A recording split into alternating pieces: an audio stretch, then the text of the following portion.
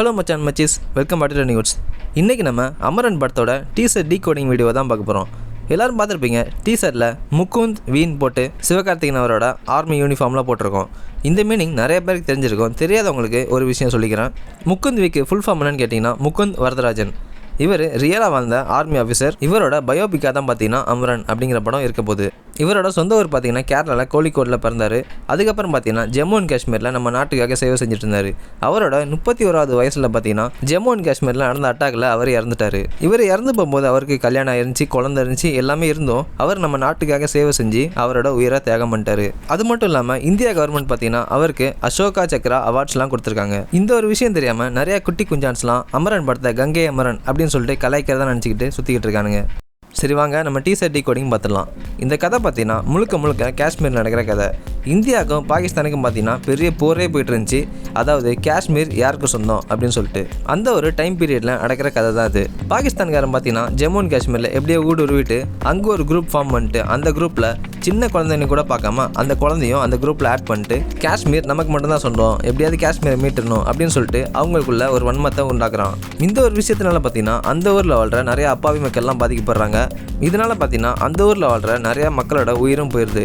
இதெல்லாம் ஒரு ஆஃபீஸர் வந்து தட்டி கேட்டால் எப்படி இருக்கும் அப்படிங்கிறது தான் இந்த அமரன் கதையாக இருக்கிறதுக்கு அதிகமான வாய்ப்பு இருக்குது. இந்த படத்தில் அரசியல் பேசியிருக்கிறதுக்கும் வாய்ப்பு இருக்க மாதிரி தான் தெரியுது. அது படம் வந்தோன்னா என்ன கதைன்னு நம்ம பார்த்துக்கலாம். பாகிஸ்தான்லேருந்து வந்த டெரரிஸ்ட்லாம் பிடிக்கணும் அப்படின்னு சொல்லிட்டு நிறைய ரிவார்ட்ஸ்லாம் அனௌன்ஸ் பண்ணுறாங்க. அப்படி இருந்து பார்த்தீங்கன்னா ஒன்றும் வேலைக்கு ஆகாத மாதிரி இங்கே தெரியுது. இதுக்கு நடுவில் ஆர்மி ஆஃபீஸர்ஸ்க்கும் டெரரிஸ்ட்டுக்கும் நிறைய அட்டாக்ஸ் போயிட்டே இருக்குது. இதில் நிறைய ஆர்மி ஆஃபீஸரோட உயிரும் போகிற மாதிரி காட்டுறாங்க. படத்தோட கதை என்னென்னு நமக்கு இப்போ தெரியலனாலும் படத்தோட மேக்கிங் வைஸ் பார்த்தீங்கன்னா வேறு லெவலில் இருக்குன்னு தான் சொல்லணும். ராஜ்குமார் பெரியசாமி வேறு லெவல் பண்ணிட்டாரு. மியூசிக் பார்த்தீங்கன்னா ஜி பிரகாஷ் போட்டிருக்காரு. இந்த டீசர்லேயே படத்தோட மியூசிக் எப்படி இருக்கும் அப்படின்னு நம்மளால் கெஸ் பண்ண முடியுது. அண்ட் கதைக்குள்ளே வந்தீங்கன்னா படத்தில் 2 மேஜரான டேர்னிங் பாயிண்டாக இருக்கிறதுக்கு அதிகமான வாய்ப்பு இருக்குது. ஃபர்ஸ்ட் டேர்னிங் பாயிண்ட் இந்த பஸ் அட்டாக்காக இருக்க நிறைய வாய்ப்பு இருக்குன்னு சொல்லலாம்.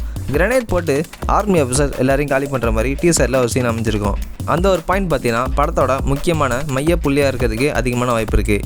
இன்னொரு டேர்னிங் பாயிண்ட் என்னன்னு கேட்டிங்கன்னா சிவகார்த்திகேயன் எப்படியாவது எல்லாரையும் காலி பண்ணிடும்டா அப்படின்னு சொல்லிட்டு ஒரு முடிவு எடுத்து ஒரு அசம்பிளி ஒன்று அரேஞ்ச் பண்ணி ஊஆர்வி அப்படின்னு ஒரு டைலாக் வரும் பார்த்தீங்களா, அதெல்லாம் படத்தில் வேறு லெவல் கிளைமாக்ஸ் சீனாகவும் இருக்கும், படத்தோட டேர்னிங் பாயிண்டாகவும் இருக்கும். அப்படிங்கிறதுல எந்த விதமான சந்தேகமும் இல்லை.